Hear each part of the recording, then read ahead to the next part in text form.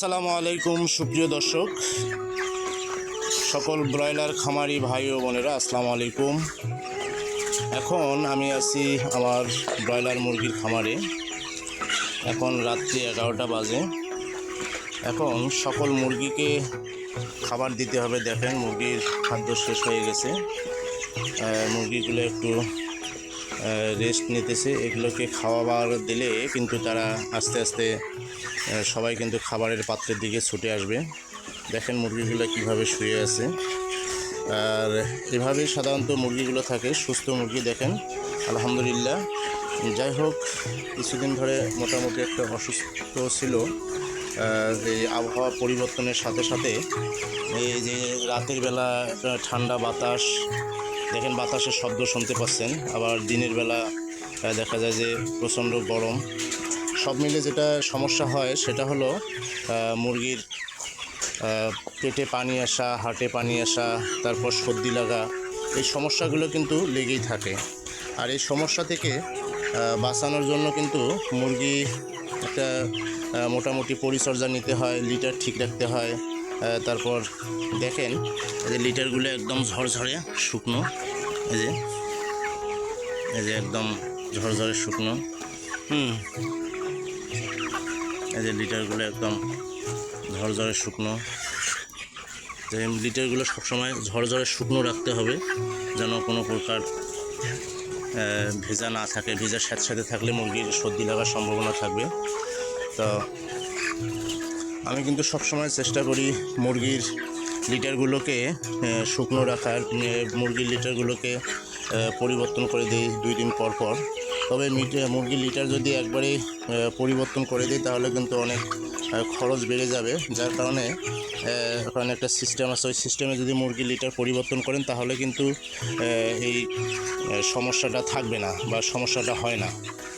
তো দেখেন এই হলো অবস্থা। যখন খাদ্য দেব, খাদ্য দিলে দেখবেন যে মুরগিগুলো খাদ্যের পাত্রের দিকে যাবে, পানির পাত্রের দিকে যাবে। এখন যেহেতু খাদ্য নাই তাই মুরগিগুলো একটু শুয়ে আছে বলা যায়। আমার হাতে দেখতে পাচ্ছেন প্রিভ্যাক প্লাস লিকুইড।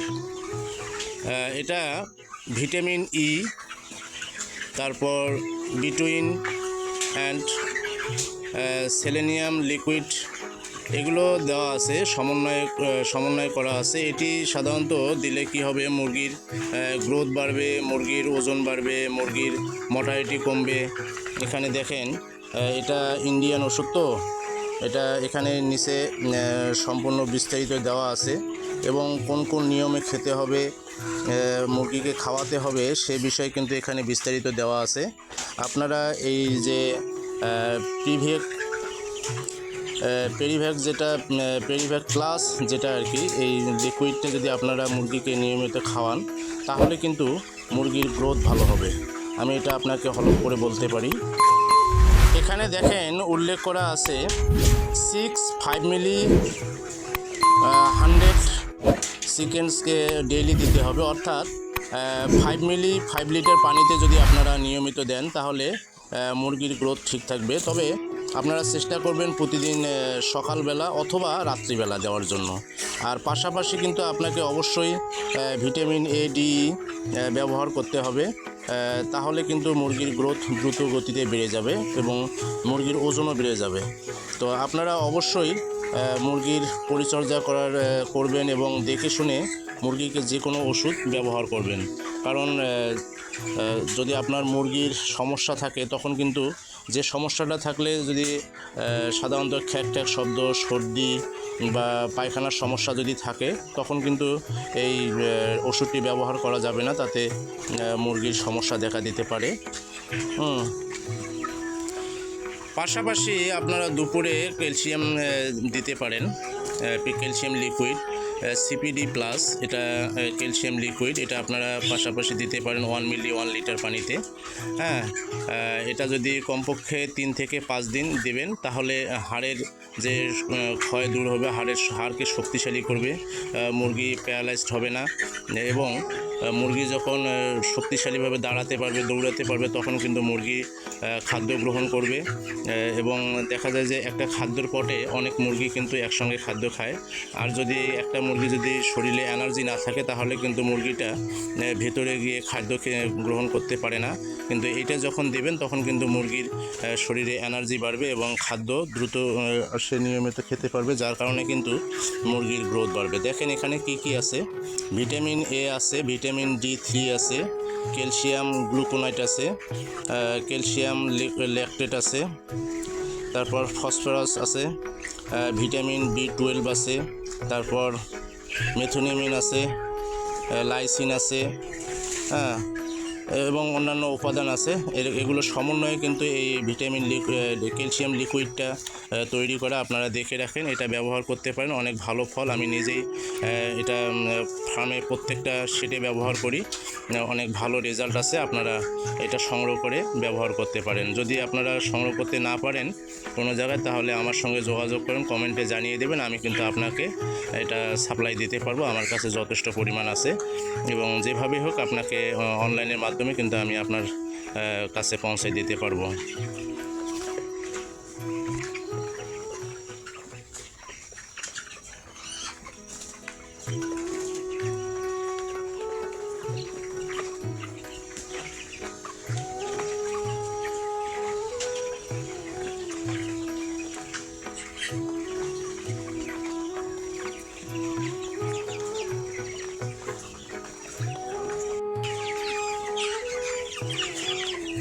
এটা হলো চায়না ড্রিঙ্কার।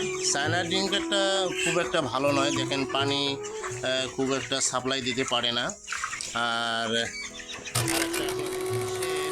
RFL কোম্পানির বেল ড্রিঙ্কার, এটাতে দেখেন প্রচুর পরিমাণ পানি আছে এবং খুব সুন্দর পানি সাপ্লাই দেয়। পানিটা একটু ময়লা হয়ে গেছে, এটা কালকে সকালবেলা পরিষ্কার করতে হবে। প্রতিদিনই কম বেশি পরিষ্কার করতে হয়, নাহলে পানিগুলোতে উড়ে উড়ে লিটারগুলো পড়ে, তো যার কারণে কিন্তু পানিটা একটু ময়লা দেখা যাচ্ছে, লিটার জমা হয়ে গেছে নিচে। তো আপনারা অবশ্যই একটা যদি আপনারা একাই একটা ফার্ম সুন্দরভাবে গোছালোভাবে পরিচালনা করতে চান, তাহলে অবশ্যই বেল ড্রিঙ্কার ব্যবহার করবেন।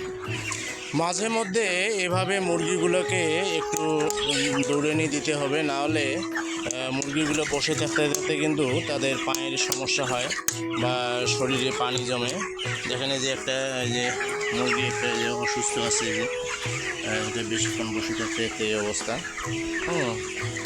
এই মাঝে মাঝে কিন্তু এইভাবে মুরগিগুলোকে একটু দৌড়ে নিতে হবে।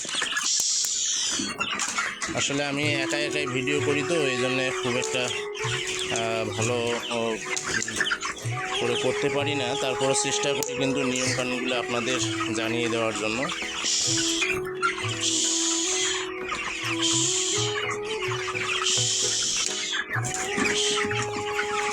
এইভাবে কিন্তু মুরগিগুলোকে একটু নাড়াচাড়া করে দিতে হবে, তাহলে কিন্তু তারা খাদ্য খেতে পারবে। যে এই মুরগিটা দেখেন, এই মুরগিটা আপনারা দেখে বুঝতে পারবেন, এটা কিন্তু পানি ধরা মুরগি।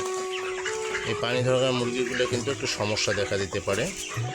তো যা হোক, কালকে হতে হতে কিন্তু বোঝা যাবে যে এই মুরগিটা থাকবে কি থাকবে না। যদি বেশি সমস্যা হয়, রাতে কিন্তু হয়তো বা মুরগিটা মারা যেতে পারে। হ্যাঁ, দেখেন মুরগিটার কি অবস্থা। মুরগিটা কিন্তু হাঁটতে চায় না, খাইতে চায় না, এই হলো অবস্থা। এটা মুরগির পেটে পানি আছে। আপনাদের সঙ্গে সবসময় আপনাদের বিভিন্ন ধরনের নতুন নতুন ভিডিও নিয়ে আসবো, যেন এটা আপনাদের উপকারে আসে। আপনারা সবাই সবসময় আমার সাথে দেখেন। বাতাস, প্রচণ্ড বাতাস হচ্ছে, যে মুরগিগুলো কীভাবে দৌড়াদৌড়ি করতেছে দেখেন একটু ভালো করে। যে আমি ভিডিও ক্যামেরাটা এইভাবে ধরছি, দেখেন কীভাবে মুরগিগুলো দৌড়াদৌড়ি ভয় পেয়ে গেছে। হ্যাঁ, আমি আছি আপনাদের সঙ্গে সবসময়।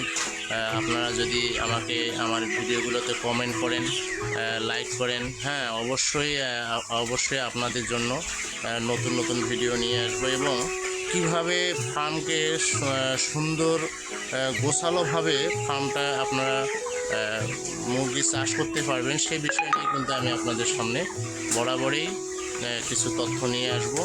তো ভালো থাকবেন সবাই, এবং আমার ভিডিওটা যদি ভালো লাগে অবশ্যই কমেন্ট করে জানিয়ে দেবেন কেমন আছেন।